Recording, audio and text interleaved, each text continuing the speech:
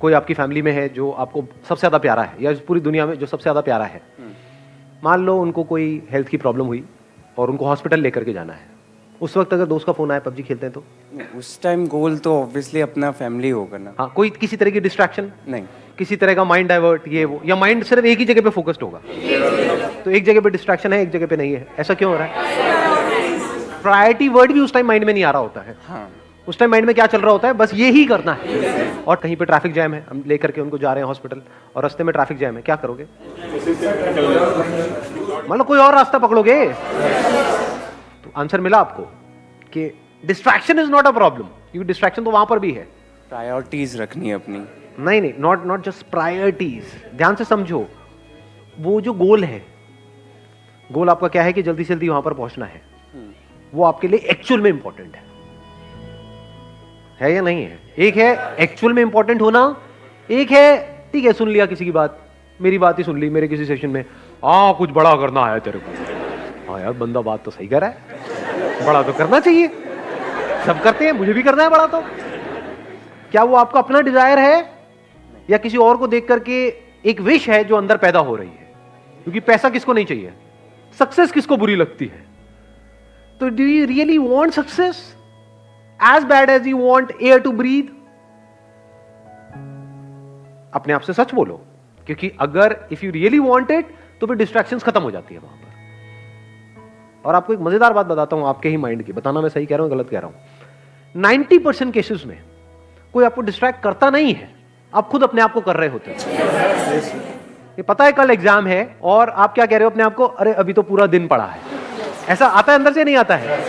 अभी तो पूरा दिन पड़ा है, कर लूंगा ना, अभी 1-2 घंटे में टाइम पास करने में क्या जाता है? तो कौन आपको डिस्ट्रैक्ट कर रहा है? कोई और कर रहा है या आप खुद ही अपने आप को कर रहे हो?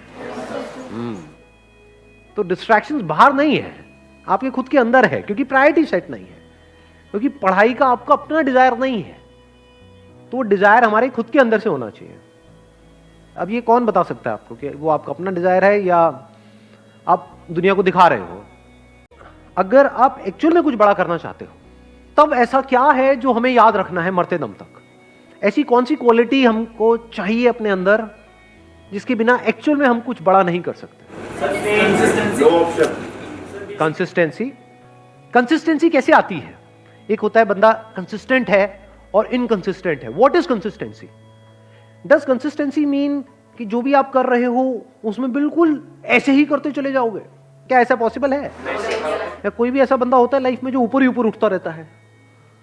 कंसिस्टेंसी मीन्स कि बीच बीच में आपको सक्सेस भी मिलेगी, फेलियर भी मिलेगा। I am not talking about the bigger success and bigger failure, but इस बड़े को अचीव करने के लिए, जो भी आप बड़ा करना चाहते हो उसको करने के लिए जो छोटी छोटी चीजें करनी पड़ेगी 1000, उसमें कभी एकदम से सक्सेस मिल जाएगी, छोटी सी सक्सेस, कभी छोटा सा फेलियर।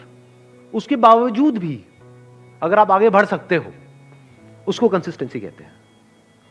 समझ गए ना? इस कंसिस्टेंसी की भी डेफिनेशन को हमने ठीक किया।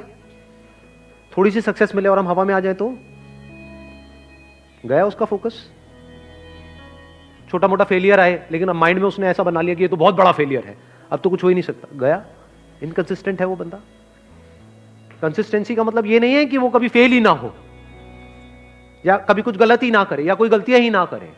हम गलत समझते हैं कंसिस्टेंसी का मतलब। जो भी आप अचीव करना चाहते हो उसके लिए आपकी लाइफ में कुछ अच्छे दिन भी आएंगे, बहुत, जब कुछ बहुत अच्छे से हो रहा होगा, सब कुछ अच्छे से काम हो रहा होगा उस गोल को अचीव करने के लिए। कुछ खराब दिन भी आएंगे जब कुछ भी नहीं हो रहा होगा, सब कुछ ही गलत हो रहा होगा।